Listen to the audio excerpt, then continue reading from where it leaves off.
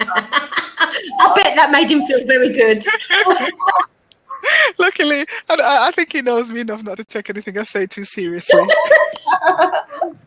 Oh, wow. We're all here. That's the main thing. Okay, where's Nigel? I can't see him. He's around. Oh, here he is. He's trying to. He's lurking, is he? He's here as we speak. Okay. He's trying to come up. Yeah. Yeah. I had some difficulty. Well, I couldn't at first. I couldn't find the thing, and then it wouldn't pick up. But I'm here now. That's the main thing. Nigel. As soon as Nigel gets on, then we can. He's there, but we can't. He's like where you can't see me. You can't see him, but he's there. Hello, Nigel. How are you? The only person that can be seen at the moment is me. Yes, Susan, we can see you very clearly, but the rest of us are in hiding. We're shy. Right, it says it's come up with an error message for Nigel. It's unable to connect you to a network error. Make sure your connection isn't blocked by a firewall. Yeah, some safety issue. He can see us, all of us. He can see us. But we can't see him. Okay. Well, maybe we can just get going until he manages to get through, because I said I was struggling initially to get through. Yes. So you're waving in and out at the moment, Deanne. You're sort of waving in and out with the sound. What about me? Am I all right? You're clear. You're clear. Okay. I'm not sure what that is. Can you hear me all right now? Yes, I can. It's all right now, but just a moment ago it wasn't. I was waving it. Sometimes I think it's affected by the weather, strangely enough, and we're having really weird weather at the moment. We had sunshine before and hailstones like marbles. I think that might be affecting the connection. Yes, it keeps fading in and out. Okay, I'll just have to shout then. When I fade, you just give me a wave and I'll have to shout. All right. All right then. On our regular Wednesday blab, and we got some great subjects today, haven't we, sisters? We've got some great subjects, haven't we? We got.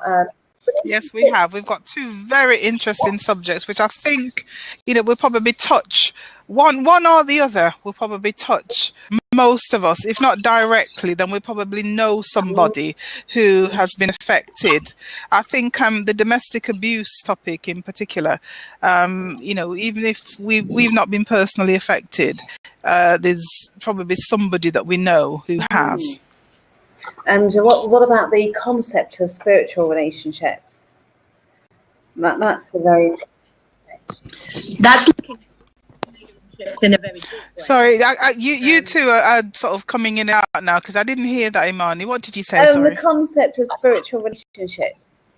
Spiritual relationships, absolutely love it. I would highly recommend it. I did lots of research on that this week, and then I wrote my poem. I can't wait to hear those. We're going to hear those. Yeah. I saw them. Yeah, I posted them on my page. I was showing off, so I posted them on my page earlier. I'm going to have a look. Why not? Why not show off? Why not? It's about sharing messages. That's brilliant. I'm gonna actually pop on your page, so while you're reading, I can read the words as well. Okay. Yes. So we are going to start the show off with a bang with Deanne's poems. That is going to just open us up for this evening and get the show on the way. So Deanne, over to you. Okay, so are we going to start off with the spiritual concept first, and then maybe in the second half we'll look at domestic abuse? Is that the way you want to do it? Sister Sue, what do you think? I think we should do the spiritual concept last, because I think it's a deeper subject. Not to say that downplays the aspect of abuse in relationships, but that could lead to quite a little bit of a discussion, and I think it would be a nice ending to sort of have some food for thought on the spiritual concept of relationships. Okay, I think you're right actually, because the domestic abuse topic it can be quite heavy. So maybe if we start off with that one and then finish with the spiritual, finish on a high note. Well, it would certainly. I mean, it's a different vibration. I just think that it would be sort of end on a different vibration, and I think that's that's just my thought. Definitely, I agree. What do you think, Oh, Imani? I love that. Ending in a wonderful way, for sure. Yes. All right. So if we start off, I'll start off then by reading the domestic abuse poem, and then when we switch later on to the spiritual love, that I read that one. Then is that okay? Yes. Yeah. Are you ready for this? Have you got your tissues ready? I've got my tissue. I've got the poem in front of me. So. Okay. Right. This is called domestic abuse. Emotionally and physically, I'm exhausted, black and blue with a broken arm. But you keep me your prisoner, groomed into submission with menacing charm.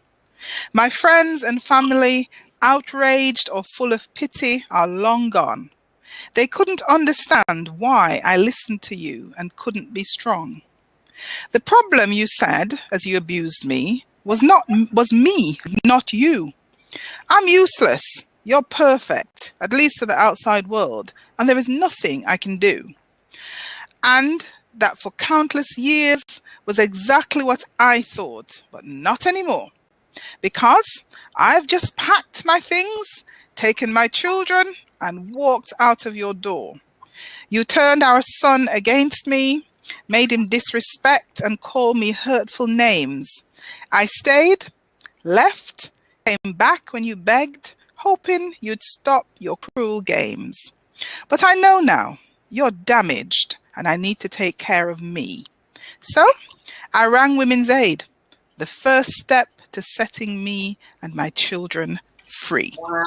That's domestic abuse. Oh, wow. That one touched a chord, did it? That encompasses everything, I think. Wow. Oh, we've got Nigel. Nigel is here. Good evening. Did you hear the poem? Good evening, Nigel. Are you all right? Yes, thanks. I heard the poem. Very good as always by Deanne. Yeah.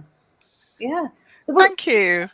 What I would like to do, though, before we go on, because there are so many people that are affected by this, I actually got the number and the website for Women's Aid, and I think it would be really good if we could give that out over the air, and I could probably type that later in the message column. What do you think? That's a good idea. Put that in the message column and read it out over the air. Yes. Okay, well, the Women's Aid, it's a free phone 24-hour national domestic violence helpline, and the number is 0808 2000 247.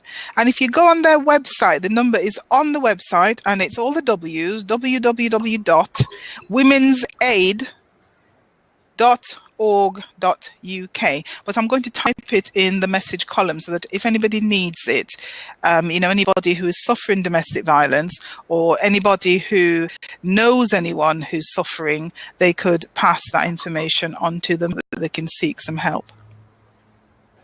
Deanne, I'm having trouble hearing you. It keeps waving in and out. It's not very clear. How are you? I don't know what's going on. The connection is just a bit odd. I mean, my little green thing in the corner here is flashing away, so I'm not really sure. Can Nigel, can you and Imani hear me okay? Yeah, I can hear you okay. Yeah. I can hear you okay, but on your profiles, it says for Imani and Deanne, poor internet signal. Have I got poor internet signal, yeah? Yeah, you have Imani. Yeah, it always has that for Imani, but I can hear you perfectly okay, Imani. Oh, that's weird, isn't it? I don't know what's happening there, Sue. I apologise. I think it must be the weather. I'm going to do my best to try and be as clear as possible. But, it's not your fault. It's not your fault, lovely. It's not your fault at all. It's just one of those things. Okay. All right. You lot carry on then, and I'll just listen. I've done my bit. I'll hand over to the rest of you and just listen. Oh, I'm just pouring some water. Sorry. Okay. Nigel, can you touch on abuse? Because just to let everyone know, you have a very successful Facebook page all about abuse in relationships. So, would you like to kind of take the fault on this one? And leave. Okay. Well, I'm actually working on my second book now, which is going to be about abusive relationships. But But basically, it's a very serious subject. I mean, on average in the UK, 2 women per week are murdered by people they know. Now, the majority of those deaths are domestic abuse cases carried out by partners or ex-partners. But those figures also include murders by family members, such as siblings and parents. And also, it would be right to point out it's not just women who experience abusive relationships. On average, the research says in the UK, 700,000 men are thought to experience violence from a partner every year.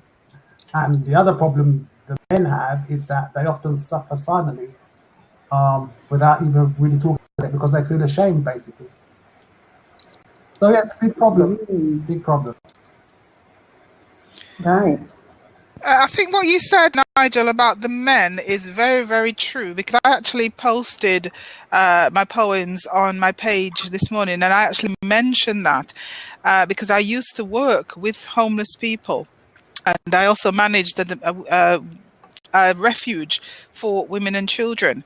And while I was working with homeless people, I came across quite a few men.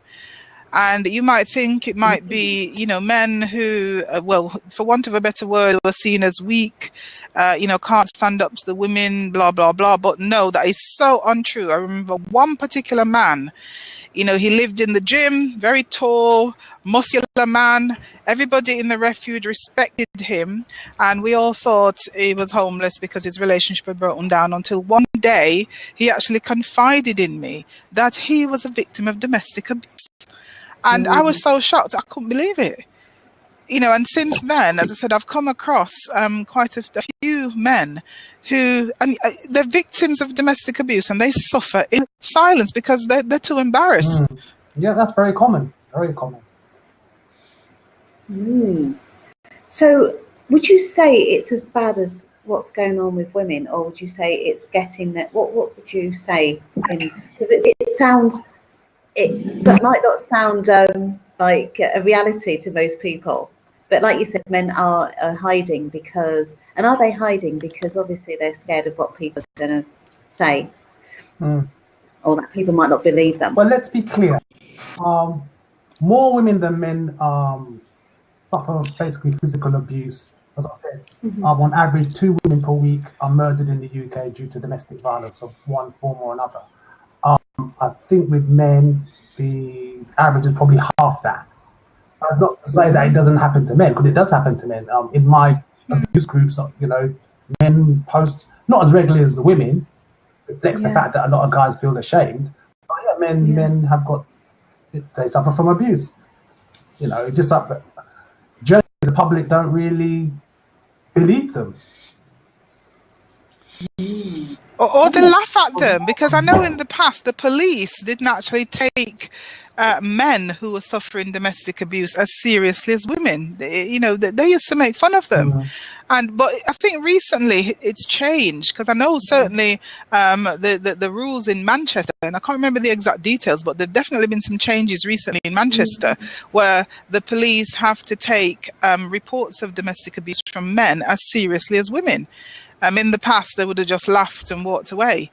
But as Nigel says, there are a lot of men, they say two women a week who are being murdered, Nigel? On average, yeah. Wow. Yeah, and then, a man a week who's been murdered. And it just reminded me of a case that was in the newspaper.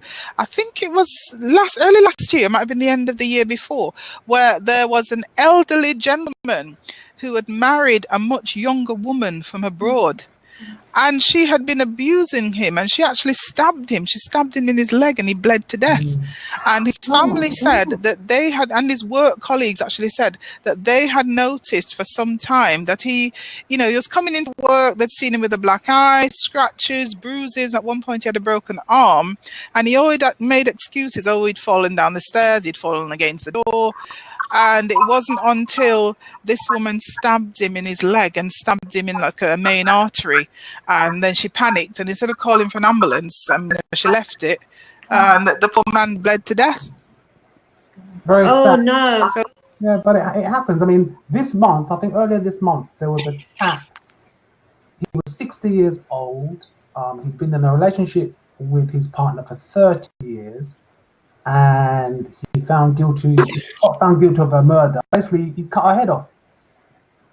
Oh my word! Really? Oh my gosh! So a 30-year relationship. 30 years, wow. 60, I believe. And she was probably 59 or 60 as well. But yeah. Imagine being in a relationship with someone for 30 years and then doing that to them. Well, Where was that?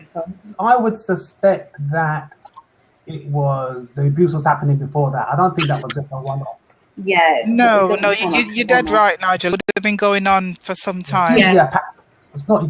It's not usually just like someone just flips out and decides to like or kill them. It's usually a pattern of behaviour.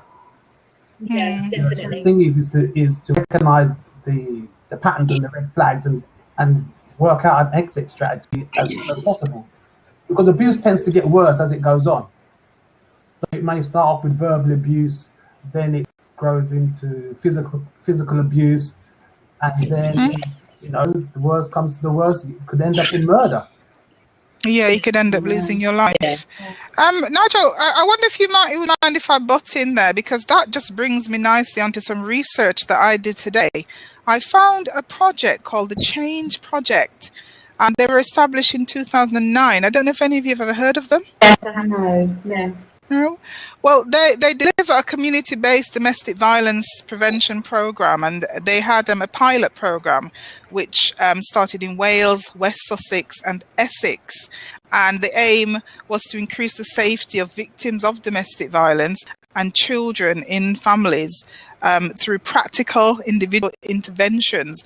And they are actually addressing the problem with men. But they actually give a list of the different types of abuse, just like Nigel just touched on. And they actually give 6 different areas of domestic abuse. It starts with physical abuse. And I won't go on too much because it sort of goes on to explain what all the different types of abuses are. Physical abuse, threats and intimidation, sexual abuse, emotional abuse, isolation and jealousy, and then using children.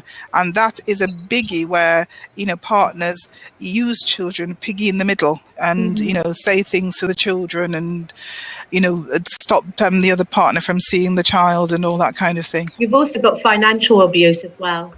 Yeah. Yes. Yeah. Yes. There's also financial abuse, and that's basically about controlling the monetary side of things, and controlling the funds. Yes, not paying bills and not giving them money for essential things. Or giving the person a set amount, and a lot of things can sort of trigger off arguments. Money, financial side of things. Money. Yeah. Wow. Well, that's a lot of abuse. It's almost as though what we're finding with all these different aspects of abuse is that are we saying that people are not able, their ego, their personality issues are coming out in relationship, and it's manifesting in these different forms, whether it be physical, financial, emotional, using children as weapons, emotional weapons, or what have you. I think it's something to do with emotional intelligence as well, not only about ego, but it's about the management of emotions and accountability and responsibility for behaviour. And I think that we live in a society where there is very much a tendency for people to not take responsibility, and I think that sort of goes across the board. And a lot of the relationships in domestic violence is where the person that's actually being abusive doesn't always take full responsibility for their behaviour and transfers and projects that onto the other person. Yeah. Well, that's called projection. And at the end of the day, the vast majority of abusive relationships are about power and control. It's as simple as that. It just depends how they decide to try and exert their power and control. So economic abuse, physical abuse, sexual abuse, jealousy, controlling, But from the research that I've read anyway, I would say that abusers tend to have been abused themselves, often in childhood, or they've got some type of personality disorder. Because at the end of the day, Yes. a well-balanced human being is not going to go around abusing and trying to destroy other people. So, they've obviously got something. No, you're right there, Nigel. Sometimes, even if they haven't experienced abuse themselves, they've seen it. They might not have been abused, but usually, there will have been abuse in the family, and they've witnessed it from a very young age, and often they're carrying anger, or they feel, well, that is the way that you're supposed to treat women. And something that just occurred to me, which is quite strange, and I think it might be something that Nigel has come across, where some women feel that if the man isn't hitting them or abusing them in some way, he doesn't love them. And I came across, I think it was on Facebook, where this woman had posted something, and I still can't believe that it was true, where she was saying that, her husband, her partner was beating her up all the time, but it was because he loved her. If he didn't hit her, it was because he didn't love her. So what are your thoughts on that, Nigel? Well, you'll tend to find that women and men who kind of accept abuse, they've been brought up in families basically where they've witnessed abuse. So they confuse abuse with love. So they basically assume that, oh, well, this is what love looks like, this is what love feels like. And then basically they just perpetuate the pattern. So you'll tend to find that women who grew up in abusive homes are more likely to accept abuse as a form of love. You will tend to find that men who grew up in abusive homes may often turn out to be abusers themselves. Now, that's not set in stone.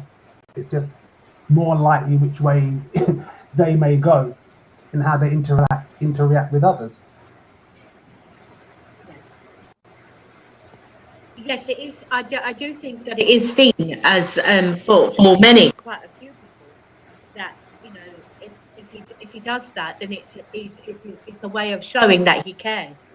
It's a misconception. It's a misconstrued, thought process.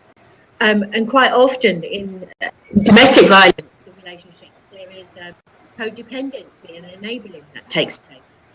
And that's quite deep within the relationship quite often. And Nigel might be able to expand on that, codependency and enabling, because I'm sure that you've put some information about that in your book.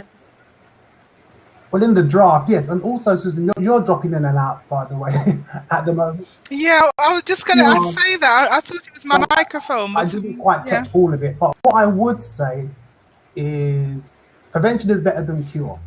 So I'm just going to run through very quickly 4 big red flags if you're on the dating scene. Because really and truly, getting into an abusive relationship can be quite easy. Getting out of one can be a nightmare. So on the dating scene, the first thing you've got to look out for is quick involvement, or what they call love bombing. So basically, you meet the person, they're all over you, they love you, you're the best thing since sliced bread, basically. Basically, if someone comes on too strong to you, that should be seen as a red flag. Jealousy is another red flag, because at the beginning of a relationship, an abusive person would always say that jealousy is a sign of love, which is a load of nonsense. Jealousy has nothing to do with love. Basically, jealousy is a sign of possessiveness and a lack of trust. Controlling, so if someone's trying to control you very early on in the dating phase, then you should consider that a big red flag.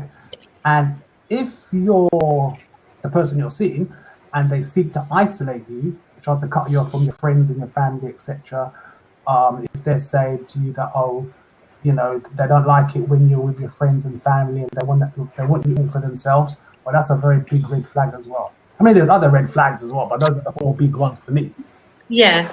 Right, yeah. Wow. Oh, where do we go? Well, this is very deep, and we could go very far. So I can hear you, Deanne, wanting to say something. No, I was just going to agree with Nigel, because as I said, I worked for 2 years in a local refuge for women and children, and those were the things that came up again and again. Yeah. But the women did not see it initially as a red flag. When you listen to their stories, yes, controlling. The man had to know every time they left the house where they were going, how long they were going to be. They controlled how much they spent, what they spent it on. And again, they couldn't talk to anybody. They controlled how they dressed. They couldn't wear a mini skirt. They couldn't have their hair done in a certain way. If they looked too attractive, the men would actually make them take their makeup off. And that was the story I heard again and again. And separating them from their friends and family. They would tell them they were spending too much time with their friends. They need to stay at home and do things, or your mother's coming around too much, your sister visits too much, and they would try to separate them from their family. And then when it did get to the part where it was always emotional abuse first, very subtle emotional abuse. And it was almost like, that scenario where you put a crab in a pot of hot water, and the water's cold and the temperature just rises slowly until the crab is cooked. And it doesn't realize until it's too late that it's in boiling water. And it's the same kind of scenario. It starts off very subtly with emotional abuse, and then the physical abuse sets in, but somehow they always manage to turn it around as if it's the woman's fault. You made me do it. You did this, or you said that, and you made me really angry, and it's because I love you so much. And the women fell for it every time. And it took a lot of work, because often when I was at the refuge, women would come in and they would swear they're never ever going back again. And the things that they told me as, right, I'm not going back, I'm going on the housing list, I'm going to get my own place. And then a couple of days later, I'd go into the refuge. Where's so-and-so? Oh, she's gone back home. And it happened again and again. And I forget how many times they say on average, victims of domestic violence attempt to leave and go back before they actually make a final break. I'm sure it's something like 7 times. It's quite high. That figure sounds about right. But that's to do with trauma, what they call trauma bonding, and Stockholm syndrome, where someone who's been abused eventually actually feels sorry for their abuser. It's kind of like brainwashing, effectively. So that is quite common, sadly, but it is common. It's very difficult. That's why I said before, it's very difficult to get out of an abusive relationship, especially if you're living with the person. If you're, you've got separate household, it's not too bad. You've got options. But if you're living with someone, obviously you're tied to them economically. So you've got to work out how you're going to find somewhere else to live, what's going to happen with your finances. And sometimes it's the finances that keeps an abused person trapped in an abusive relationship. It's about also if they're sorry, Susan, go ahead. Quite often then, Nigel, is the fear of being on one's own and managing financially by themselves, because there's the fear that they're not going to be able to cope. Yeah, that's another factor, which is why it's important for abuse victims to try and seek out as much support as they possibly can, because it's not easy getting out. It's not. And yes. And on that note, I just want to draw people's attention again to Women's Aid, an absolutely amazing organization. There's a website where you can go and get lots of information, and it's all the W's, www.womensaid.org.uk. There's a free phone number, 24-hour helpline, and that's 0808 2000 247. And another sinister side of domestic abuse is, children. Where, a lot of the times women stay in abusive relationships because of their children, because the man is good to the children. He's turned the children against the mother. So every time she attempts to leave, the children turn against her because, why are you leaving daddy? It's your fault. So the mother is getting a lesser amount of abuse from the children. And again, that's something I've seen where, she's having to leave the abusive man, but she's getting it in the neck from her children as well, and sons especially. because I've seen a lot of cases where the men will turn the sons against the mothers, and they'll have the sons being as abusive, not physically, but emotionally abusive, disrespectful, not doing anything, the mother might ask. Yeah, that is quite common. I mean, roughly in about 2010, I went on a workshop about the impact of domestic violence on children, and quite often the symptoms will be the child, may become quite withdrawn. May not sort of become, want to be sociable with their friends. They may want to sort of sit on their own, become very, very quiet. There may be bedwetting. There may be lots of different things. They may start acting out, learned behaviours as well.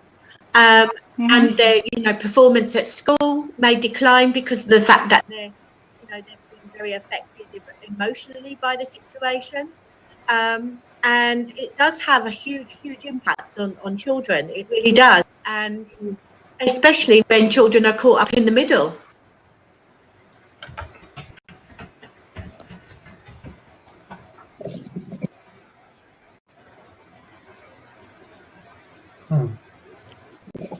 Oh, okay. I think Imani's fallen asleep, I think. No, I'm not. Imani? I am certainly there. I'm just taking it all in, yeah. All right. Well, I was wondering, because Nigel is an expert on this, he's written one book already. And Nigel, maybe you could just remind us of what your book is called. What's your book called, Nigel? Just remind us and tell us a little bit maybe about the new book. My book's called How to Avoid Making the Big Relationship Mistakes. It's available on Amazon and from my website, www.relationshipbookmistakes.com.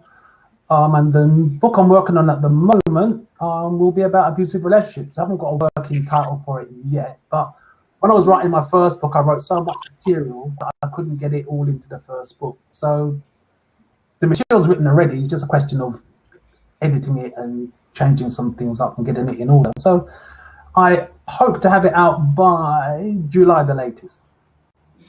Okay, that's good. So it's part 2. And if it's anything near as informative and eye-opening as part 1, it's well worth buying. So yes, Nigel, you definitely have an insight into abuse and, the ways of getting out of it and seeing the red flags long before you get to that state where, you can't leave. And I know, as you say, you've got a group on Facebook which supports victims of domestic abuse. And I know it's a private group and the things that people share are very, very private. But again, I wonder if is there anything you could perhaps share about that? Oh, well, it's a closed group. So effectively the group is called Reflections on Abusive Relationships, and Susan is an admin along with a few other people and myself. But it's a closed group, so all that really means is that people outside the group cannot read members' comments. You have to be a member of the group to see the comments made, or read threads, or read any content for that matter. So it just makes it a bit more private, because obviously some of the topics discussed are quite personal and quite sensitive.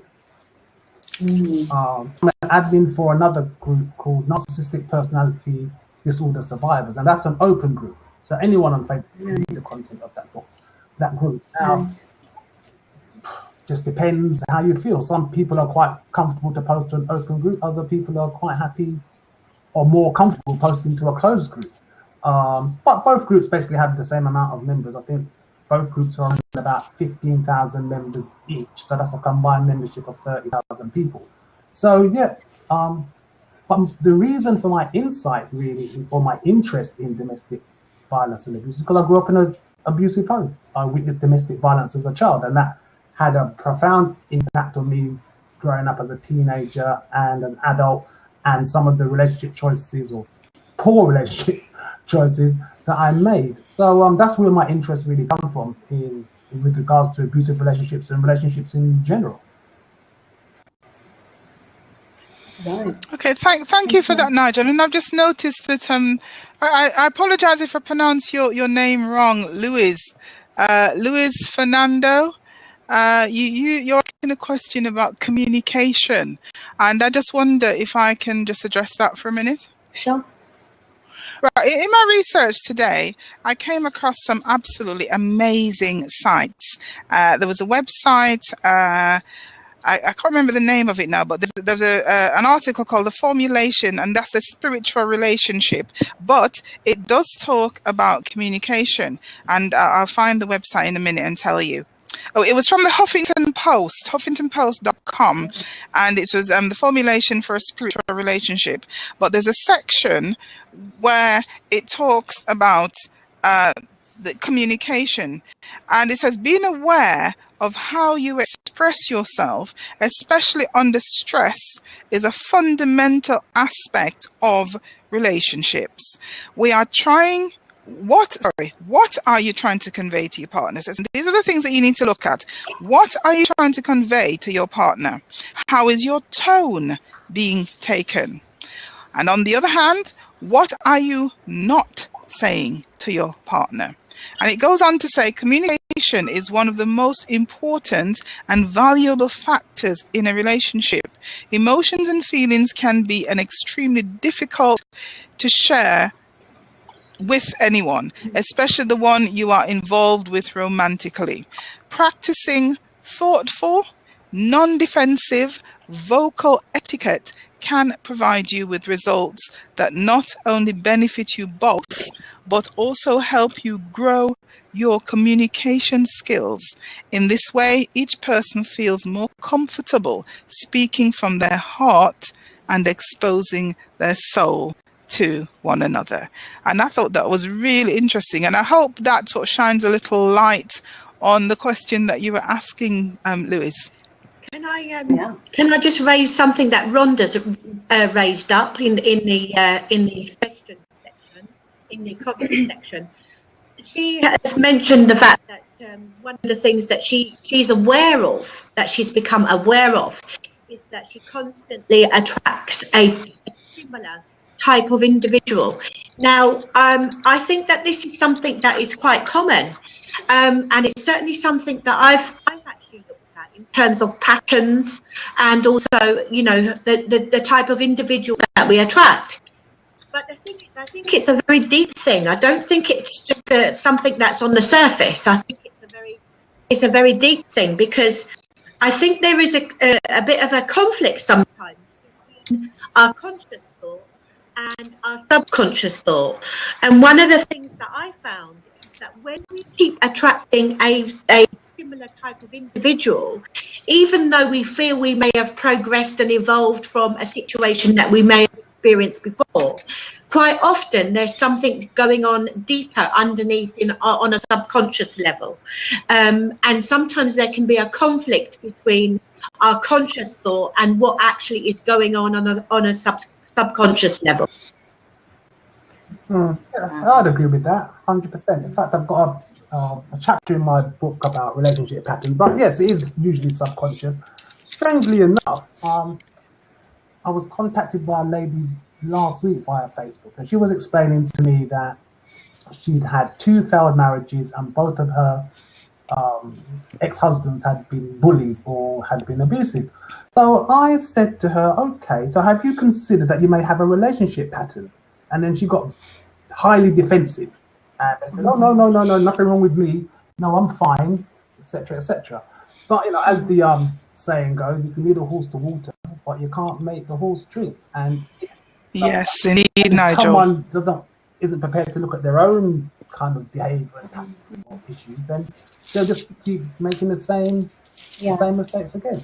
I mean, some of the questions that someone should really be asking themselves if they find themselves in the same type of relationship over and over again, or abusive relationship over and over again, is like, you know, am I often attracted to people who are emotionally vulnerable? Do I attract people who are emotionally unavailable? Do I rush into relationships too quickly? Do I ignore my intuition when it's warning me to be cautious? Do I give myself away and my trust too easily? You know, there's lots of questions you can ask yourself, but you have to be honest with yourself. This is the thing. If you fail to be honest with yourself, then you're probably doomed to make the same mistakes again. Exactly. Very good questions. every single one, Nigel. But as you say, if you're going to ask yourself these questions, you need to be honest, and when you see something that is wrong, don't just ignore it because you're attracted to somebody. Get to know the person properly before you put both feet in. And, then you won't repeat the pattern. Well, that's true. But you will tend to find that a lot of people who get involved in abusive relationships, the reason why they miss the warning signs and the red flags is because they're too busy getting swept off their feet. They're too busy falling in love. And, nothing wrong with being romantic, but you've got to be practical as well. Because there are a lot of predators out there. A lot of predators. Yes. There's a lot of people out there with undiagnosed personality disorders. There's a lot of people out there who've got issues they haven't dealt with. And all that happens is when you get into an abusive relationship, their issues begin to come out. And some of those issues are not healthy. And going back to what Diana was saying about communication, basically I think it's about 90% or 70% of body language or communication is physical. Yeah, the physiology. Yeah, as Diana said, you've got tone of voice, And funny enough, I'm working on some material for a workshop I'm doing in June for men and relationships, and we're going to cover that about how to effectively communicate, basically. Because yes, it's only in communication, only 7% is made up of words. The rest is your body language, tone of voice. I forget how it breaks down, but that's something that I teach in counseling. And the first time I read that, I couldn't believe it. Only 7% of communication is made up of words. You have to learn to read body language and the tone of voice if you really want to know the truth, because there are some absolutely amazing charmers out there. They know the right things to say, but they've obviously got their stuff going on. But if you watch the body language and read between the lines, there's a song by Taurus Riley, the reggae singer, and he sings an amazing song called Read Between the Lines. And I think if we learn to read between the lines rather than just be swept off our feet by this gorgeous Denzel Washington lookalike, then hopefully we'll keep ourselves safe. I would like to raise something up, please, that I've just been thinking about in terms of Nigel saying, people don't listen to the signs or read the signs because they're too busy falling in love, as he said.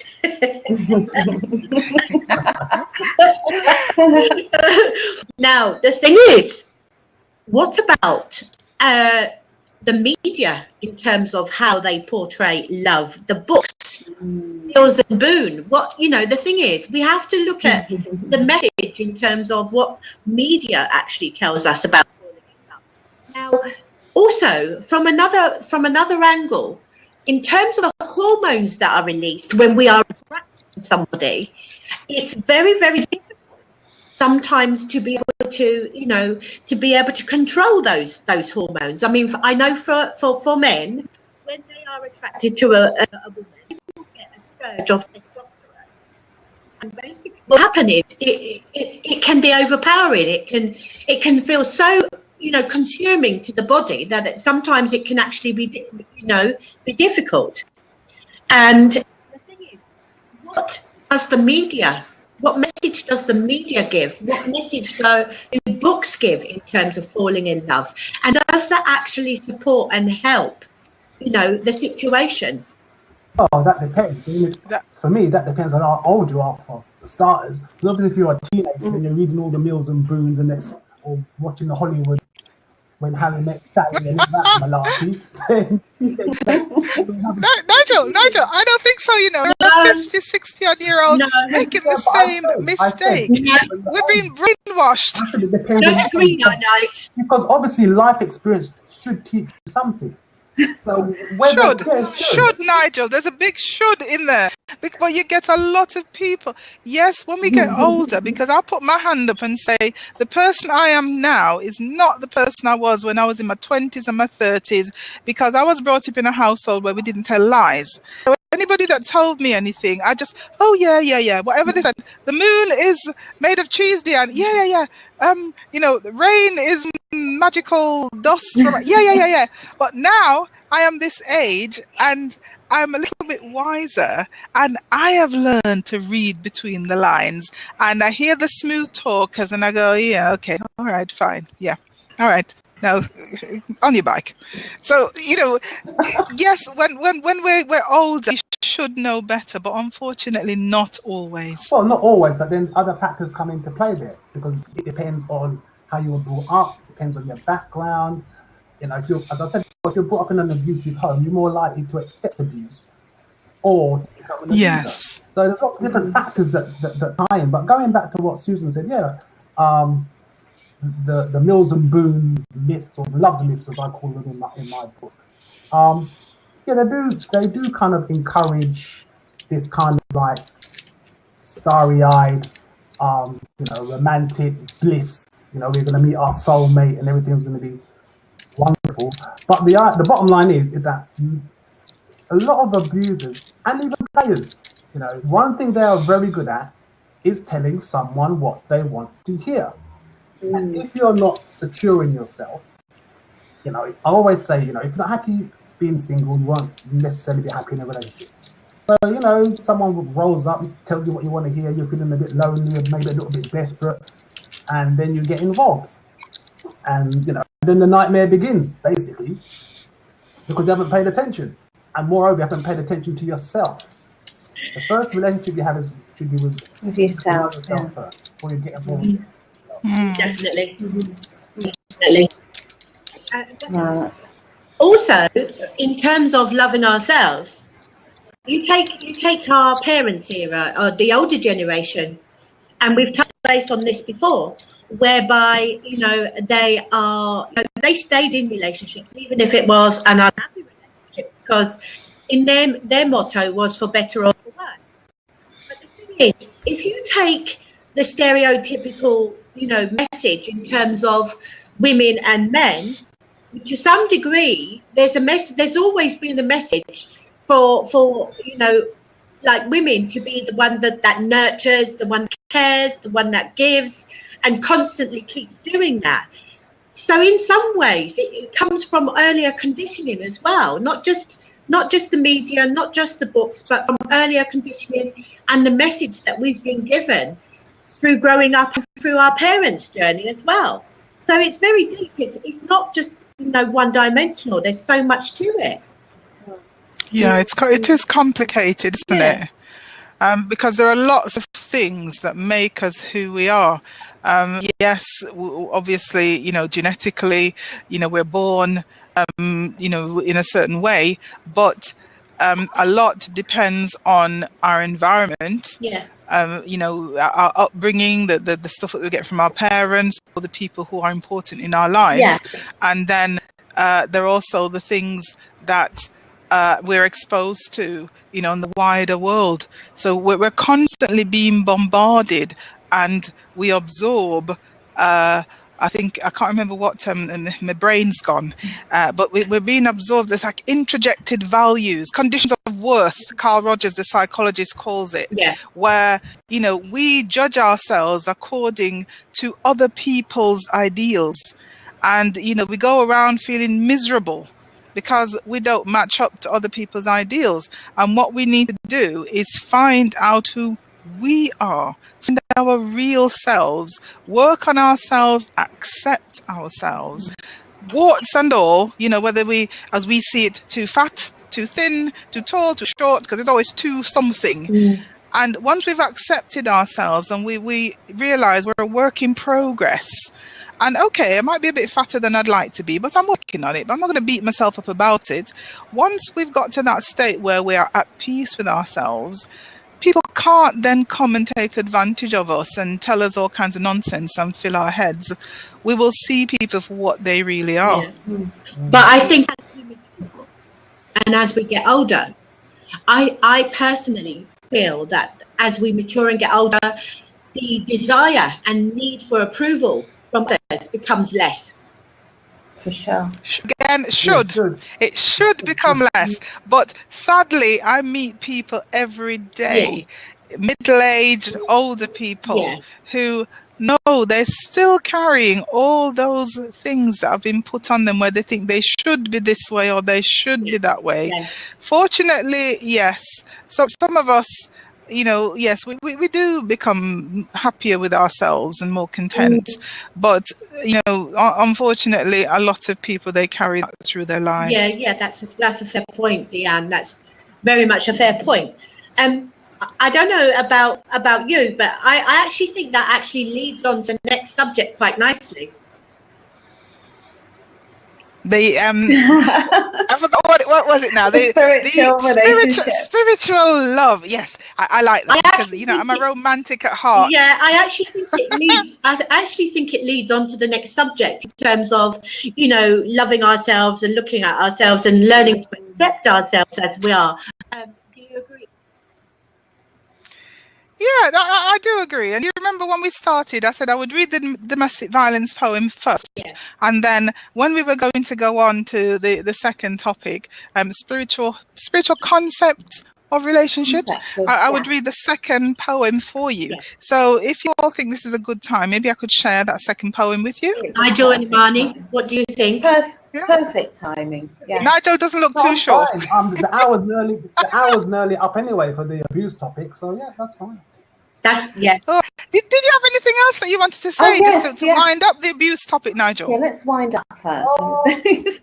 I am a bit sleepy today. Well, all I could really say is I think the most important thing is to have healthy boundaries. Have healthy boundaries and read up and understand and research red flags in terms of healthy boundaries. I think that is the key, Nigel, to have healthy boundaries, and protect yourself. Keep things that are unhealthy outside your boundaries and protect yourself and your children. Yeah, most definitely. Yeah. All right. Definitely. Okay. Nice summing up. Thank you so much, Nigel, for this wonderful instalment that you've shared with us. Right. Shall we put that one? Shall we put that one away now? Domestic abuse dealt with by let's get happy now. by the group. Right. So we can go on to spiritual love now, can we? Yeah. Please, yes. All right. I'm going to share this poem with our listeners.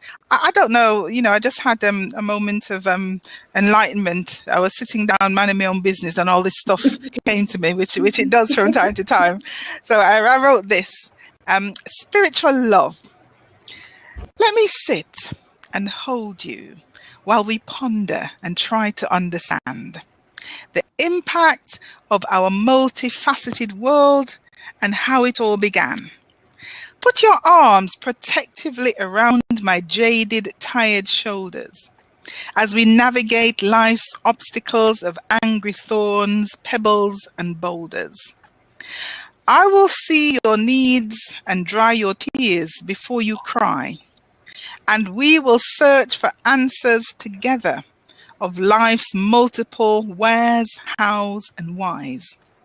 I will love you, not for your status, looks, money, or fast car, but for the beautiful, inquisitive, and divine spirit that you really are. Wow. Okay? That spiritual love. That's beautiful.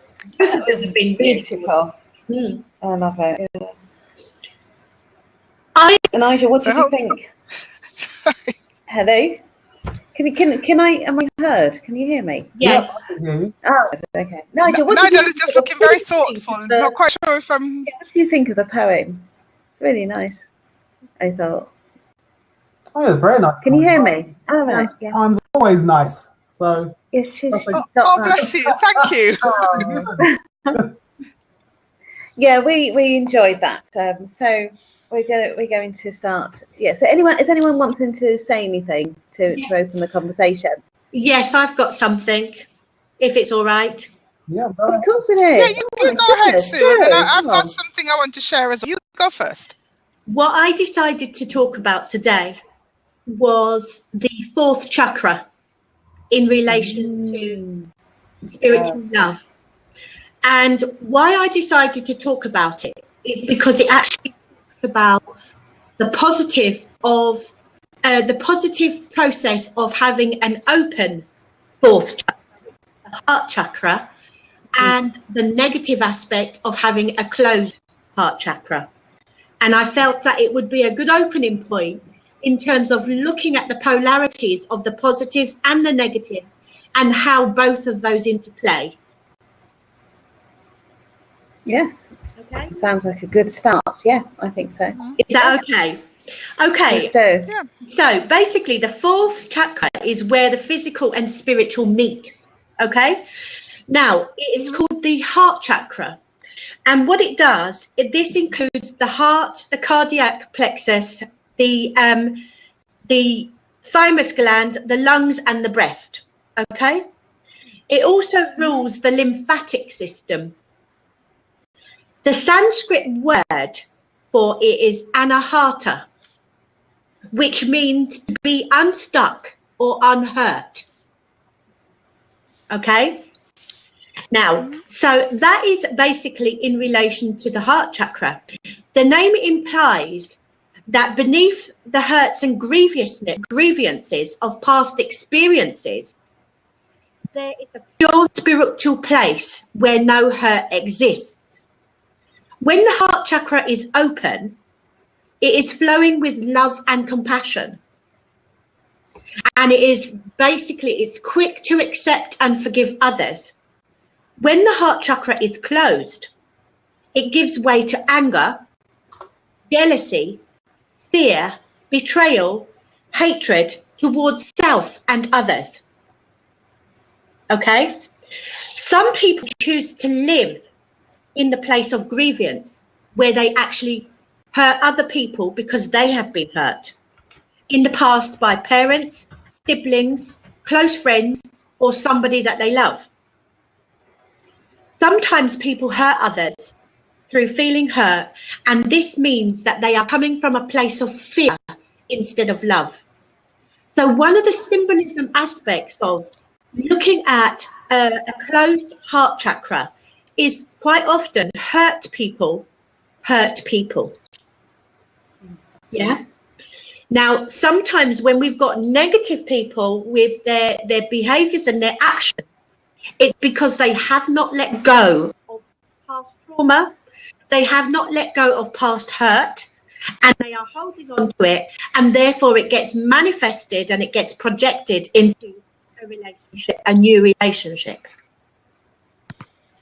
The key aspect of having the choice of whether to deal with the emotional aspect and the spiritual aspect of having our closed heart chakra is that we have a choice whether we are going to allow ourselves to feel the pain and to let it go, or whether we are going to actually hold on to it. Basically, by harboring negative feelings, this cuts you off from allowing love to flow in or out, and basically causes discord with any new potential relationship. It stops the process of true love flowing from yourself to other and from other to yourself. When the heart chakra is open, it has feelings of empathy, compassion, and it creates a space of openness. One of the ways to actually deal with it and to cope with it and, you know, create a more positive vibration is give love to receive love. If anybody has noticed that they have some difficulty in showing their emotions and they still are harboring some old resentments, some old hurts and some old feelings, then there are some crystals that can actually help. And emerald green is a very good colour for the heart chakra. The crystal malachite, jade and rose quartz are very good crystals for the heart chakra. And basically the key objective is to work on inner sort of emotions that still may need to have some healing. And one of the key principles I have discovered that sometimes when we interact with somebody, whether it be a new relationship, whether it be with friends or family, if something triggers off an emotion in you and causes a reaction and a ripple effect, quite often it means that there's still some healing to do. One last point to leave you with is that when we give our body to another person, another soul, who is not necessarily on the same vibration as us, then we are going to leave us with the capacity to become spiritually empty. And I just Wow. That is powerful stuff. Very, very interesting, Susan. Deep, yeah. Wow. So Yeah, and I you said you wanted to. share that. That's Yeah, beautiful. I just feel there is so much that we don't understand about ourselves, you know, our spiritual side. We see the physical and we tend to think that that is the most important part of us. But the spiritual side that has a connection with the earth, the universe, you know, with each other, often, you know, most of us don't even understand that it exists. So, you know, it's really interesting listening to Susan. And today when I was doing my research, sorry, Susan, did you want to say something? I just wanted to just make one last point on that point that you said, that there's so much more. The reason why, Deanne and Imani and Nigel, is because Western society does not promote the journey of reflecting and going inward. Because it's so fast-paced, we are sort of governed and programmed to just keep going. Yes. The Buddhist principle and other spiritual principles do actually promote and encourage us to go inwards. Western society doesn't. Now I find this so interesting because, Susan, I think we must have been on the same wavelength today, because when I was doing my research, I came across some interesting stuff. But what I want to share with you today is a website which I found, and it's www.yourtango.com. And there was an article on the spiritual concept of relationships, was written by a lady called Kimberly Teresa, and she's an expert in Buddhism, Susan, yoga, mysticism, and psychology. Wonderful. And what she says is, with a spiritual relationship, the people involved are connected at the heart. So I found it interesting that you're saying the fourth chakra is the heart chakra. And as you were speaking, I was thinking, oh my God, we're obviously on the same wavelength. And she goes on to say, you know, that they have a deeper emotional connection.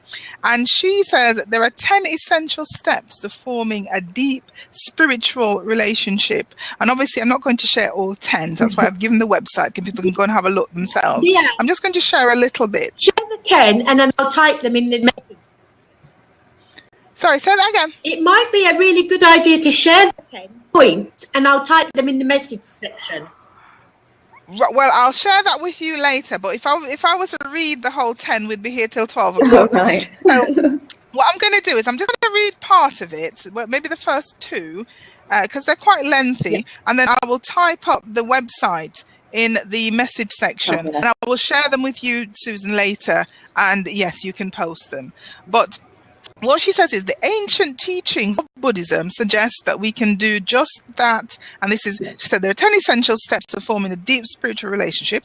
The ancient teachings of Buddhism suggest that we can do just that if we transform our relationships into spiritual relationships or spiritual partnerships. If we use our relationships to make us wiser, kinder, and more compassionate, we can actually change how they function. We can have the relationships and lives we've always dreamed of. And what she says is a spiritual partnership. It is a spiritual partner is an ally for personal growth. You both decide that you want to work together to become your best selves as quickly as possible. You commit to helping and loving each other and everyone around you. It is only when you are living love and kindness that your relationship will truly flourish and you can make all your dreams come true. Now, this is the first point of the 10 essential steps. Commit to something higher. And she says, and this is Kimberly Teresa, she says, the element that elevates a spiritual partnership beyond an ordinary relationship is the revolutionary idea that your role is to support each other on your path to reach ultimate evolution, to become your best self. Get clear clear that what you are looking for is not just physical security or emotional support, but spiritual evolution. This means you are supporting each other in your mutual quest to become a more enlightened being. Whatever goals you set for your relationship will dictate how it functions day to day. If your goal is company or financial security, don't expect long-term satisfaction. If your goal is radical evolution of your body, mind, and spirit, expect fulfillment beyond your dreams. I'm just going to quickly share number 2. Be what you want your partner to be, because I think that's quite important. You know, if you want something from someone, then you have to be prepared to give the same. Make a list of the qualities you most want in a partner. Instead of looking for amazing features in someone else, develop them in yourself. For example, if you want a partner with financial stability, get stable yourself. You want someone fun? Be fun. The beauty of perception is that you will see all your own qualities, both good and bad, reflected back to you in your partner. Be complete in yourself, and you will see completion in your partner. And I thought that was so interesting. And I hope I can share some more of it later. But I'm going to give you the website for our listeners to go and have a look for themselves and read all of them. That's gorgeous. That was lovely. Yeah. Yeah, absolutely. I love that bit about being the gift that you want to receive. Exactly. Love that. Because a lot of people, they want a Superman, but they're not prepared to do any work on themselves and match that. So yes, if you want certain qualities in somebody, then you need to work on those qualities in yourself first, so you can bring, equality to to the table. And again, Nigel always looks so thoughtful. Nigel, what are you thinking? I'm just listening. I'm just thinking about what's being said. There's a very good book, one of my favorites actually, Seat of the Soul by Gary Zukav. Oh yeah. He talks about similar concepts. But what he does also say is that while relationships are about mutual spiritual evolution, it's not all the time that you're both going to evolve at the same time or at the same pace. So he advocates, if you find yourself that you're kind of leaving your partner behind on the spiritual path, obviously you try and help them along. But if they've hit the ceiling, as it were, then it's time to move on. True, because then you're just going to get frustrated then, aren't you? If you're still growing and moving on, then you will get frustrated with your partner, and I would imagine your partner might then start to feel intimidated. If you're constantly getting at him, go and do this, go and do that, and that's not what he wants. So, then there's conflict there straight away. I think if there's a principle that if you've got to try and force somebody to fit, then there's something not right. The square peg in the round hole. Yeah. Absolutely. Absolutely. Yes.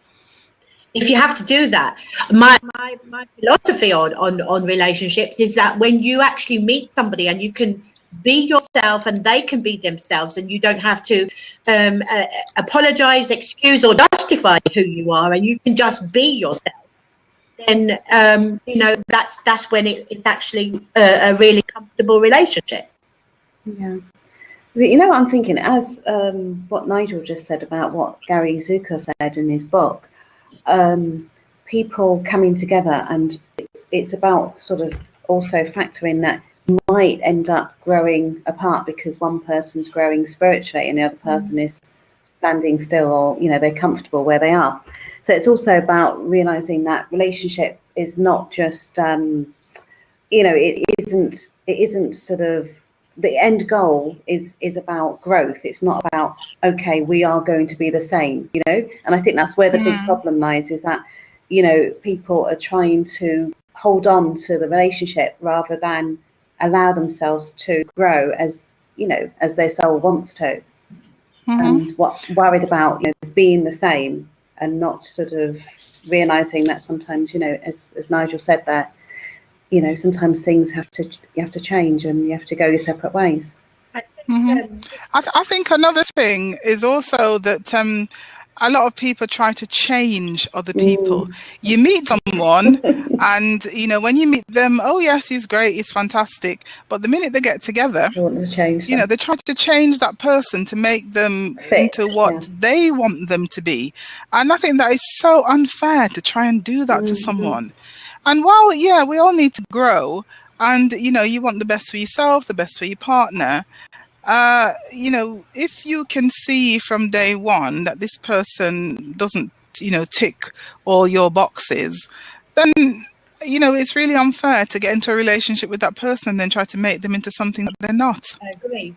One of the other principles is the realization that I believe that everybody is brought to each other on a soul level because there are some lessons for each person to learn. And quite often when sometimes when the lesson has been learned, then you know, naturally, almost like the seasons, it will fall away when that sort of lesson has been exhausted. And I don't necessarily think that one can view relationships as, you know, yes, they're going to last forever. You have got no idea how long they're going to last. And I think that they last for the time and the duration that they're supposed to. So, Susan, don't you think that when we look for a relationship, it's with the view that this is going to be your partner for life? Yes, I do think that there is a thought process in that, but there is absolutely no guarantee. Some relationships last for a very, very long time. Some last for a very short time. And I just think that from a evolutionary sort of some, you know, it's because there's lessons to actually learn in that relationship, and once those lessons have actually been learned, then the relationship, either one person will grow away or maybe both will grow away from each other. There's just I don't think that there's a concrete guarantee of how long a relationship is going to last. And from the Buddhist principle of looking at it, it's looking at the principle of taking away the attachment to the relationship, attachment to the person. And sometimes when we put too much expectation and attachment on the relationship and the person, and then it falls apart, then we can be left disillusioned and we can be left, you know, feeling very despondent and unhappy with the process.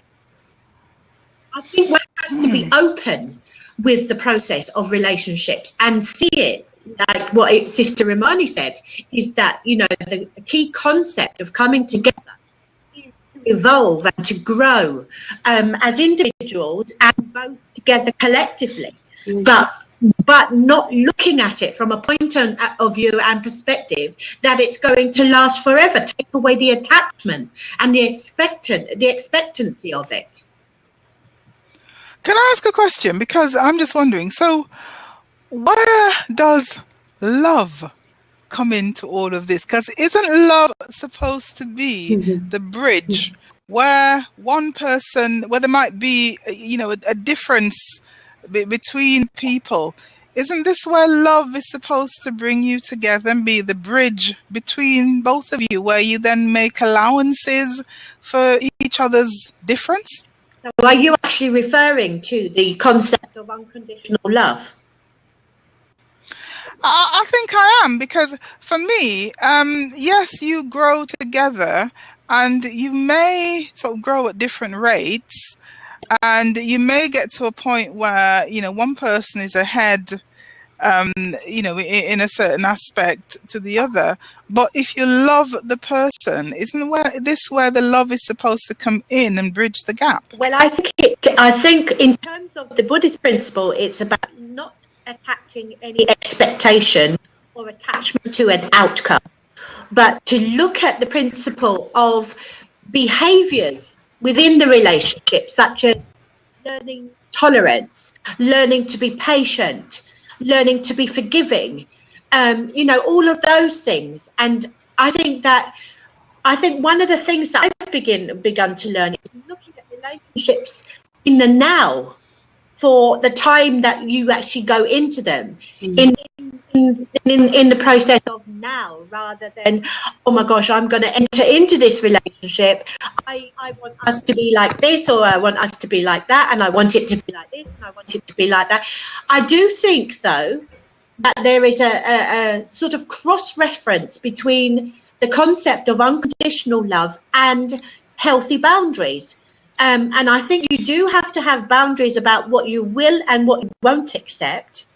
But at the same token, there has to be a compromise between patience, tolerance, forgiveness, understanding, all of those things. And it's a big process for two people coming together on a very, very deep level.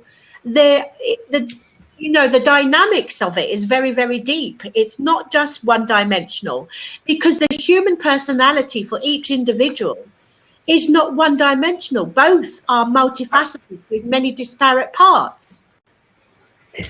Yeah, for sure. I just want to say that, I feel two people coming together, there's like four entities. There's two egos and two souls.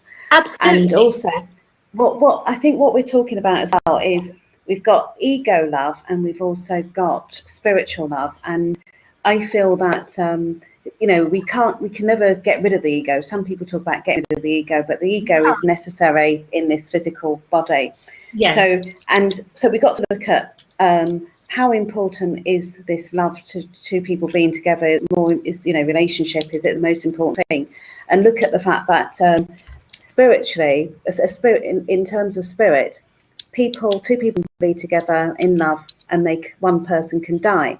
So that in itself tells us that we're not necessarily, that's not the most important thing. The most important thing is, how did you grow? As you were saying, some of those principles of love and forgiveness and what have you. And I think that's what I don't feel love. I think love, as we've known it, it's always been about lovey-dovey in the films. That's, to me, is more ego love. And yes, there is a place for that. But I think as we're evolving spiritually as individuals and as, globally, we're beginning to see relationship and love in a very different way, where it's not so much about, are we going to be together forever? But it's much more about the quality, because so many people can be together for a very long time, trust me, and they're not happy. Yes. Length of time is not really the important thing. It's the quality. It's the quality. No, and you know something, Imani, you are spot on, because we talk about relationships these days not lasting as long as they used to. But when you speak to people, our parents, grandparents, their parents, and you hear of the kind of things that they put up with in their relationships and they stay together, you just think, how on earth? Yeah. Because they weren't happy. In a lot of cases, they were in separate rooms. Yeah. To the outside world, they happily celebrated their 25th wedding anniversary, 30th, 35th.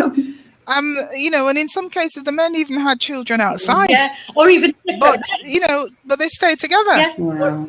Or even separate beds sometimes. In the same room. Wow. Well, yes, there's that too. Yeah. And, sadly, I speak to a lot of people now. My own friends who are in relationships, and, for a long time, I've been on my own for a long time. And, I would like to meet, someone who I'm compatible with. I'm not prepared to settle anymore. Yeah. But I find more and more my friends who are married and have been married or in a relationship for a long time, they're saying to me, Deanne, you don't know how lucky you are. Stay on your own. I'm thinking, what? Are you joking? No. What? And then, a few of them have shared things with me. Yeah. And I'm absolutely horrified, because I think these people are happily married. They're mind you, I've seen little hints over the years. But, a couple of friends recently have shared things with me. And I'm thinking, oh, my God, I thought you were really happily married. They live separate lives. Oh my God. And two different friends over the last few weeks have actually told me I don't know how lucky I am. I should stay on my own. He had many a mask is worn on many occasions. Wow. Yes. Yeah, because it can be, imagine, one person with their own ego battling But imagine in a relationship with two egos battling. You know, it's a nightmare. It can be hell. You know, relationships can be heaven on earth or hell on earth. And that's what, you know, people are starting, as you're saying about us, starting to lift the mask and say no, you know, speaking the truth.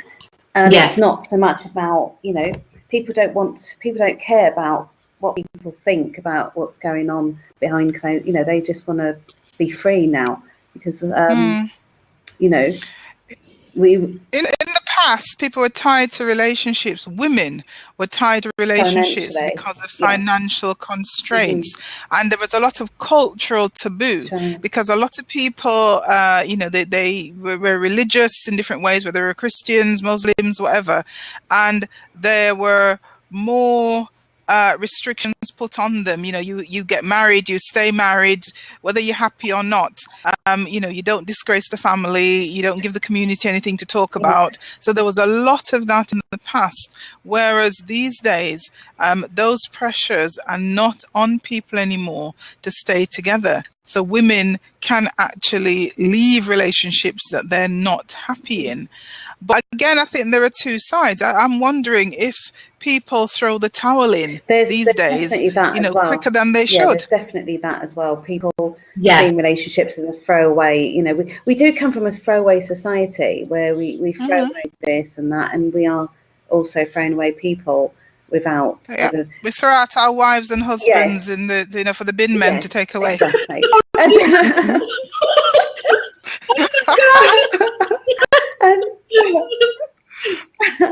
Sorry, you have to bear with me, but my brain goes off at a tangent from time to time. So it's lucky.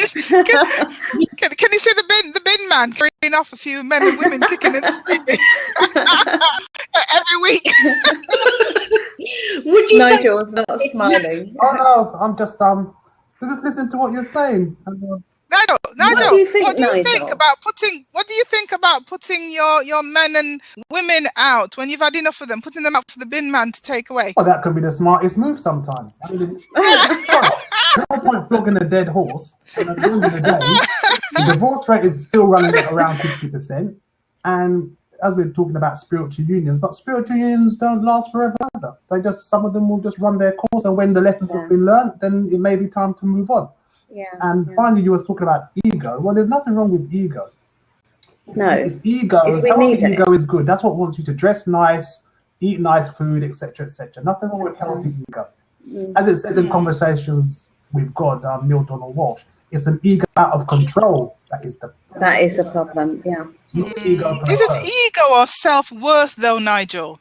Because I think ego is probably the negative part of it. So it's self-worth and knowing who you are. To me, that's the important thing. No, I don't look at ego as being an unhealthy thing. A negative. Ego is what makes you want to have nice things, eat good food, look after yourself, etc. Nothing wrong with that. It's when the ego's out of control or when the ego's causing damage to other. That's the problem. And I think you're kind of like convoluting ego with self-esteem. Nothing wrong with having good self-esteem. Okay. One could argue quite effectively that a healthy ego basically equals high self-esteem. So the next time I want to spend £500 on a dress, that's all right. You can afford it, because I'm not paying for it. I said, Nigel said it's okay because it's my ego. That's interesting, isn't it? Sort of trying. Knock yourself. We've got some listeners, and I can see that we've got quite a few listeners. I would like to ask the panel what are their thoughts on spiritual love and ego? Has anybody got any specific questions that they would like to sort of raise as a topic or have answers to? Has anybody got anything that they can think of? Are you talking to the listeners? Yeah. Do you want them to type? You want them to type the question, Susan? Oh, yeah, type if you have a question or a comment, it'd be really nice to hear, because we've got quite a few listeners, haven't we? So it'd be really nice to hear what your opinions are. Just type, not necessarily a question. If you've got a question, brilliant. But if you've just got an observation or something you want to share with us, then please feel free just to go ahead and type it in the message section. Yeah. Oh well, while they're typing away, I suppose from my perspective, spiritual partnership or successful relationship on a spiritual level basically boils down to resonance in 4 areas, because basically everything's energy, and that includes us. So the 4 main areas really is physical, mental, emotional, spiritual. So it's like, okay, the entirety of your past and current feelings or attitudes are viewed from each of our own personal perspectives. So that's sort of like emotional vibration. And that also includes any unresolved emotional issues a person may have. You've got the mental vibration, and that's kind of created by the type of food you eat, alcohol, etc. Anything that you're consuming into your body. Also, if you're having regular physical exercise and your sexual activity, that will reflect on your physical vibration. So there's all different vibrations going on within each of us. So when you meet someone who's got a kind of matches you on certain levels, you might feel an attraction to them. But because you might resonate on some levels, doesn't mean you're going to resonate on all levels. That's true. Which is very lies the problem, because sometimes people think, oh, I find this person really attractive on a certain level, but unless you're kind of compatible in all of those 4 areas or resonating in all those 4 areas, problems can occur, shall we say. Interesting. So Nigel, are you saying then just because I fancied Denzel Washington for 30 years, I might not, if he divorces Mrs. Washington, we might not necessarily make a good partnership? No, correct, because you're resonating with him on a physical level. Yes, You exactly. you don't know what his mental vibration is like, you know. Exactly. So it's all right, Mrs. Washington, you're safe. But that's a very common problem, because when you really look at it, the vast majority of relationships actually begin due to physical attraction. Yes, very true. You know? Yes, but you have to be attracted to somebody in the first instance, surely. Well, nothing wrong with being attracted to someone. It's what you do about it. Do you actually get to know them before you give in to that sexual attraction, as it were? And there is the key. A lot of the time, it's like people get involved sexually without actually knowing who they're getting sexually involved with. Yeah. Nigel, you are so right. And people will tell you that the relationships that have lasted a long time, they started off as friends. A lot of people have said to me, they actually weren't attracted. They didn't even see their partner in that way. They worked together, or they did other activities, and they got to know each other as friends. And then they suddenly realize one day, actually, I love him, or I really love her. And those are the relationships that actually last when they were friends first. Well, the foundation of friendship is a must for any healthy relationship, or to give any relationship a chance. If you're not friends, then what's the point? Because you can't be all day and all night, 7 days a week between the sheets. So I don't know about that, Nigel. I think some people do. I know you're You've lived a sheltered life. You've lived a sheltered life, Nigel. But you've got to be realistic. A lot of people get involved on the physical level before they actually know who they're getting involved with. You're right. Lives. But some people on Facebook would have you think that sex is everything. They spend 7 days a week, 24 hours a day in bed, and Oh, wow. Don't believe the hype. They'd be exhausted for a start. There are people on Facebook who post that they're living all this wonderful life, and they're doing this and they're doing that, and it's a load of nonsense. Of course it is. It's a load of nonsense. But on that point, though, who are we to judge it's a load of nonsense? Okay, when I say a load of nonsense, let me put it another way. It's not real. In whose eyes? In whose eyes? Some people probably are living. You'd be exhausted for a start. You wouldn't have time to even go and eat. You'd be so tired. You'd but if if you're like sort of, I don't know, 20, 21, 22, those sort of age group, you probably can live like that, at that time. But obviously, as one gets older and got more responsibilities, and if you're having sex 24/7, who's paying your bills? Yes, exactly, Nigel. They might not have any. They might not have those problems. They might live at home with the parents. They might be with their parents, and you know. And the poor parents are in the next room with earplugs in their ears. I don't know. I'm hearing this for the first time. I'm just guessing. You can understand this. Your proposition is that the responsible parent is going to allow their child to have sex with another child in the same house. No, 24/7. No, well, I can't see that, but I don't know. What are we saying here? I know what I'm saying. I'm not sure what you guys are saying. No. Can I raise a point about perfection? Mm-hmm. Go ahead. And as I've been listening to the principles of relationships and people getting together, do you feel that we live in a society where we are looking for what we perceive in another as perfection? And also, based on that perfection, there's an expectation. And then when those expectations, based on our perception of perfection, isn't met, that's where disappointment sets in. Do you know, sometimes when we have a tick list of the criteria that we're looking for in terms of a partner, do you think sometimes that sets us up to fail? Well, there's no such thing as perfection, because there's no such thing as the perfect human being. So if an individual is looking for perfection, I think that's somewhat naive.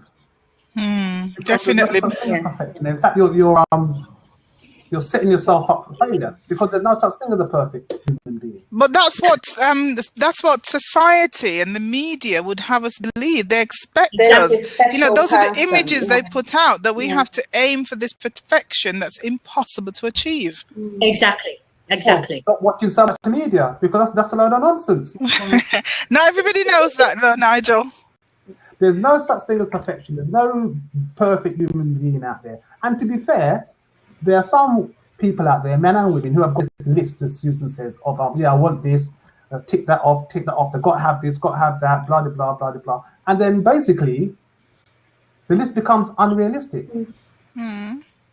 So you're never going to find anything, because the list is unrealistic. That's true. Nava Levy has made. I can't quite understand the first part of it, Nava, but you're also saying the ego needs to be the servant, the mission of the soul, but not used to hurt you and others, which I think is a very good point. But I wonder if you could explain the first bit a little bit more to us. But yeah, I suppose we have different ideas about what the ego is and what it's for. And yeah, that's all right, because we don't know anything, for certain. For me, I always thought, having an ego, being egotistical, was a negative thing, rather than being, positive thing where you were sure of yourself and confident. For me, having an ego was the sort of negative side of being confident. But Nigel believes otherwise, and maybe a lot of people think so. First of all, egotistical is a different word than ego. Is it? Egotistical has negative connotations, and rightly so. Okay. So I'm getting them mixed up, am I? Am I getting them mixed up? I wouldn't mind something different. Okay. Let me have a look at the I'll have to get my dictionary out. Right, okay. Egotistical. Excessively conceited or absorbed in one's self. There you go. That's the one I was thinking. So are you saying ego is different? Of course it's different. What does ego say? Because ego, you've got ego from a spiritual perspective. You've also got ego from a psychological perspective. So at the end of the day, like I said before, ego, nothing wrong with a healthy ego, because that's what makes you want positive. No, I've learned something new tonight, because when I saw ego, I always thought egotistical. But yeah, thank you for that, Nigel. I've learned something new today. I'm going to have to disagree there. I think ego is, in terms of ego, is the reference to I, the I. Yeah. When you remove yourself away from the ego, it becomes we. Okay. I want to. Can I just say something about that as well? Yeah. Nava, is it Nava? Nava was Neighbour. Neighbour. I beg your pardon. Yeah. I think she's saying, and I agree with this, The intuitive mind is a sacred gift and the rational mind a faithful servant. We have created a society that honours the servant and has forgotten the gift. I can't see that. Also, that's what the other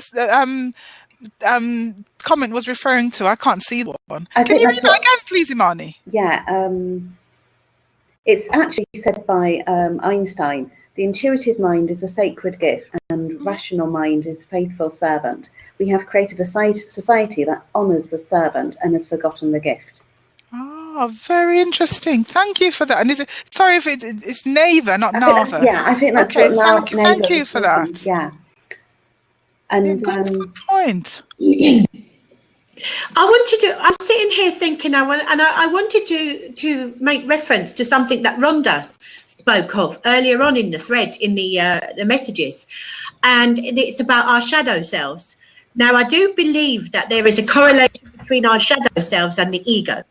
Now, the fact is, in order to be able to progress and evolve, I think it is very, very important to sort of take note of the aspects of our shadow self, the deeper polarities, because in life there are polarities for everything. You've got day versus night, you've got light versus dark, you've got hate versus love. There are polarities in everything. Now, in order for us to evolve as human spiritual beings, which we are already spiritual, but we're having a human experience, is to be able to really take note and really tune in to our shadow aspect of ourselves. Mm-hmm. And for many, that aspect of ourselves is uncomfortable, and such as, key principles such as anger, envy, jealousy, all of those things which form part of the ego. But in order for us to be able to evolve as human beings who are on a spiritual journey, it is actually to be able to be truthful and honest with the shadow parts of ourselves in order for us to actually evolve and grow. Mm-hmm. Susan, when you say shadow self, what exactly do you mean? It's more about the deeper aspects of ourselves, quite often on a very deep level that we don't always want to admit. And that might be the deeper aspects of ourselves that we do not like to admit, want to admit, and we try to dismiss because we feel uncomfortable with it. Oh, so maybe the negative side of us.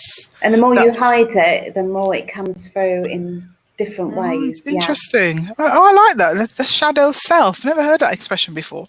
It forms very much part of Carl Jung.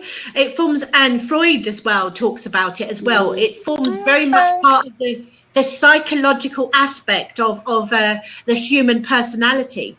Bearing in mind, as we've already mentioned, that the human personality and character is not one-dimensional. We are multifaceted with many disparate parts of us. And in order for us to become whole and really truthful with ourselves, we need to be really in touch with the shadow aspect of ourselves, because otherwise we can't embrace ourselves and accept ourselves as a whole person. Interesting. That's just brought up a question for me. And I'm just wondering what the three of you think. Which aspect of ourselves is the strongest? The physical self that we see, or the hidden spiritual self? The subconscious. I'd say the subconscious self, would you say, Susan? The spiritual side. The spiritual side? I think the subconscious side is very prominent. Because it controls the physical, doesn't it? It does. Right. Imani, what do you think? I would say I'd say the spirit. I'd say we've got several parts to us. We've got the physical human side that we see, and then we've got the soul that is holding the spirit, because the spirit is indestructible. And then the soul can be destroyed. Actually, we talk about selling the soul, and the mind. Our mind is there to protect our soul, and this is why we get attacked in the mind. Because if your mind is all disturbed and you're going the wrong way, then that's how your soul. You can end up losing your soul. So it's really important to have a strong mind that protects your soul, and your spirit is the eternal part that is always been here, always will be, and is indestructible. I like that. So you would say then that the soul, the spirit, the mind are three completely separate entities? I would say Yes. they're all one, but they're all separate at the same time. Oh, interesting. And they all feed the physical. Yes, that's a really good way to put it. Yeah. Interesting. What are your thoughts on that, Nigel? I'm still having a look at ego actually. But this, right. No, we do need the ego. We cannot be in this body without ego. We need the ego to help us on this rational mind journey. We need the ego. Well, let me just get this out quickly because we're kind of running out of time. Oh yes. Your ego is your conscious mind, the part of your identity that you consider yourself. If you say someone has a big ego, then you're saying that he or she is too full of themselves. And it says the poor ego, it gets such a bad rap, being so often confused with megalomania and vanity and all kinds of other nasty things. But strictly speaking, it is only a psychological term popularized by Freud, meaning the conscious as opposed to the unconscious mind or the awareness of one's identity and existence. Nothing wrong with that. It depends on in what context you're discussing ego. Right. Now you see, Mark, I misunderstood because yes, I've always thought of the ego as just in something negative. I see ego and I think egotistical, but the way you've explained it, Nigel, that makes a lot of sense. Yes, you're right. The conscious mind as opposed to the unconscious. It's very interesting. Yeah, but that's a common. The word ego brings up a lot of misconceptions. Yes, definitely. That's not uncommon. But But again, it depends on what context you're using the word. Like with many other words, depends what context you're using the word in. But I do think that ego ties in very much with the Western society. Is we are not governed or promoted to actually sort of blow our own trumpet. We are told that if we blow our own trumpet, we are too full of ourselves. And we've actually been conditioned by society and by some of our earlier conditioning not to actually sort of show our positive things that we're doing and show all of our strengths, because we are perceived then as being egotistical. Well, I would say most balanced people would agree with that, but then in terms of blowing your own trumpet, don't talk to a couple of narcissists. They blow their trumpet all day and all night long. And furthermore, they will invent qualifications they haven't got. They will claim to have certificates they've never taken, etc., etc., etc. But then when we go back to the ego now, when you look at the 9 traits of a narcissist, if they're going to do like a formal diagnosis, one of the traits they look out for is an out of control ego, i.e. arrogance. So in that context, well, yeah. Oh, there's plenty. You see them all the time on Facebook. Yeah, that's true. We're down to our last 10 minutes. So does each person want to go around and just say, just talk about what they think of the evening for tonight, and maybe just say a little bit about yourself outside of, so people can contact you outside of the blab show, Trez Cheeks. Okay. Yeah. Okay, shall I go first? Of course, go first. Yeah. All right. I found this really, really interesting because the spiritual concept of relationships, I just find that so interesting, so very deep, because I actually think that's the key to a successful relationship. And I wish, we'd had time for me to share, the other points that Kimberly Teresa raises about 10 essential steps to forming a deep and spiritual relationship. But I've posted the website earlier, and hopefully people can go and have a look for themselves because they are so interesting. But having said that, maybe I'll just tell you a little bit about myself. My name is Deanne Heron. And I'm, among many other things, I am a counselor and a cognitive behavioral therapist. I write. I've had a couple of books of short stories published because I was born in Jamaica and I've lived here since I was a little girl, but my culture is very important to me and I wanted to capture some of my Jamaican culture. So I write short, humorous stories in English, standard English, with Jamaican patois dialogue, and they're called Partner Money Stories. And I also had, I write poetry, so I also had a book of poetry published last year called Contemplation. Now you can find me on Facebook. Just search Deanne Heron, Deanne, Heron, Heron, or you can go to my website and have a look where you can also buy the books, and that's www.partnermoneystories.co.uk. And partner is spelled in lots of different ways, but if you're looking at the message thing, you'll see it. PARDNER. www.partnermoneystories.co.uk, and you'll find out all about me, all sorts of things that I perhaps don't want people to know, but it's there already. So enjoy. That's me. Oh, who's next? Go on, Nigel. Oh, you want me to go next? Yeah, cool. Okay then. Yeah, my name is Nigel Beckles. I'm the author of the book How to Avoid Making the Big Relationships Mistakes, available from www.relationshipbookmistakes.com and amazon.co.uk. I'm also a contributor to the award-winning movie documentary Looking for Love by director Menelik Javaz, which explores black relationships, which is now available on DVD.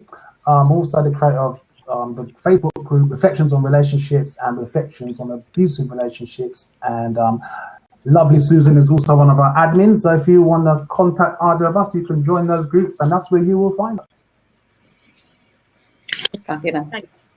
Thank you. Thanks, Deanne. My name is Susan Lawrence. I am a spiritual coach, an intuitive reader, and I also do numerology as well.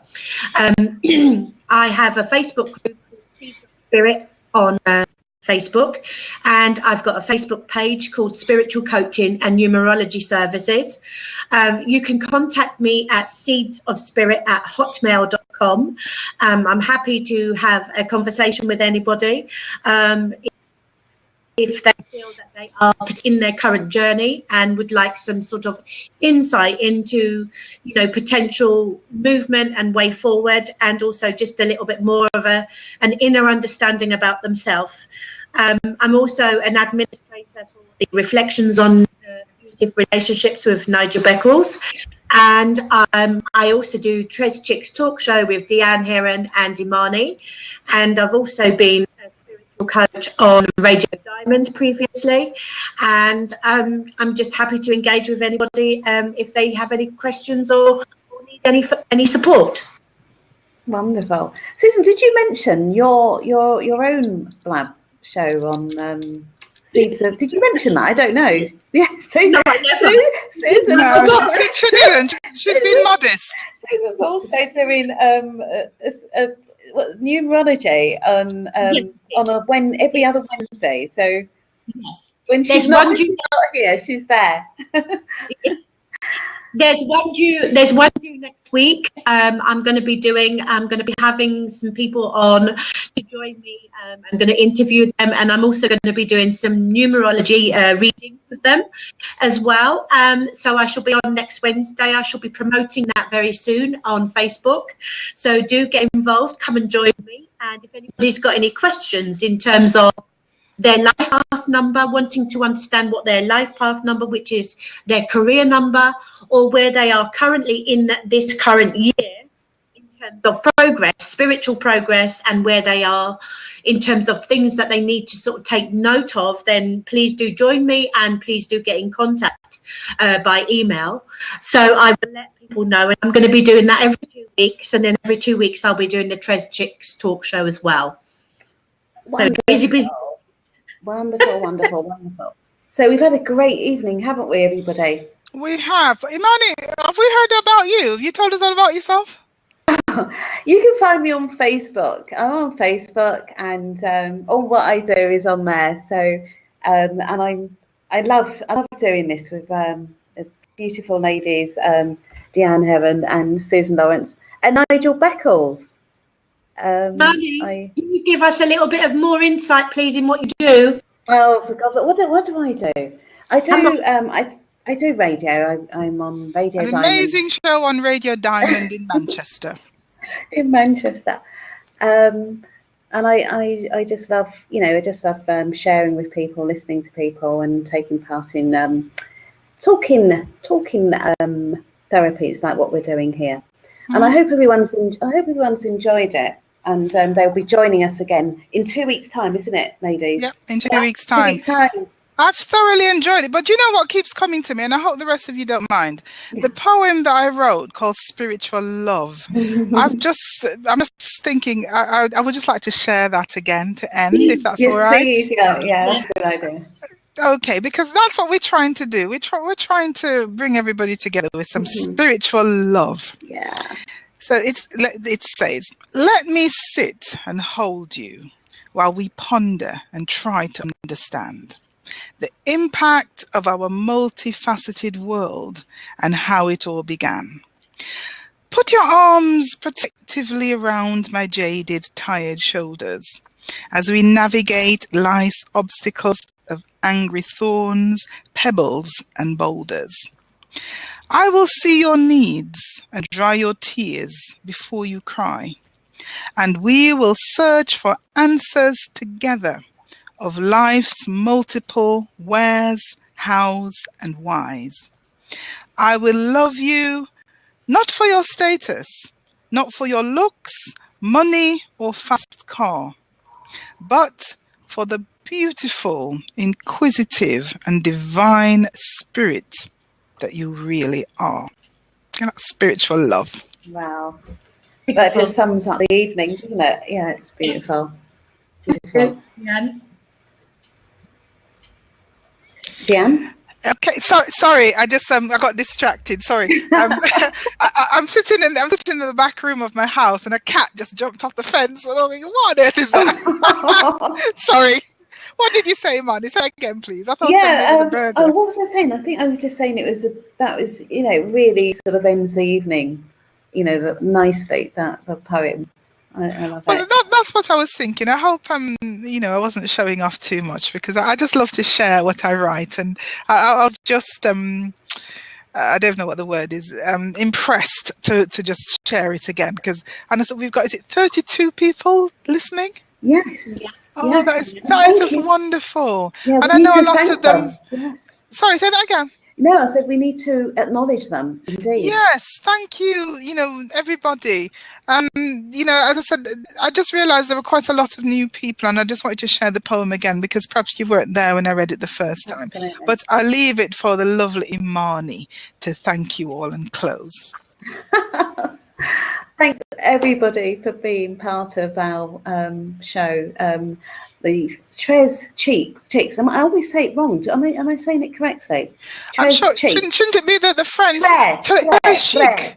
The French pronunciation. I can't even say pronunciation. The French pronunciation. I would say très chic. Très chic. Yes. What do you think? Très chic. Thank you for joining. Très chic. Why are you taking any notice of me? And we hope you can be with us again in 2 weeks' time, same place, and have a fabulous evening. Okay, everybody, good night, and thank you for taking part, and we'll see you in a fortnight's time. Right, ciao. Have a good rest of the week, everybody, and thanks for joining us. Bye. Thank you. Bye.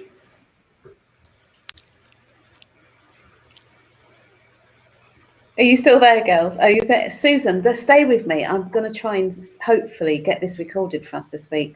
This was so good, wasn't it? Yeah. Are you there? Yeah. I'm pressing the button now. Oh, I'm so scared. No, it's starting again. It's recording again. Oh, Susan. Okay, let's come out of this, and then I'll see what it does when they come out. What did your one do last week? Oh gosh, it played up. I don't even know. Do you remember what it is? Let me turn this off and see what.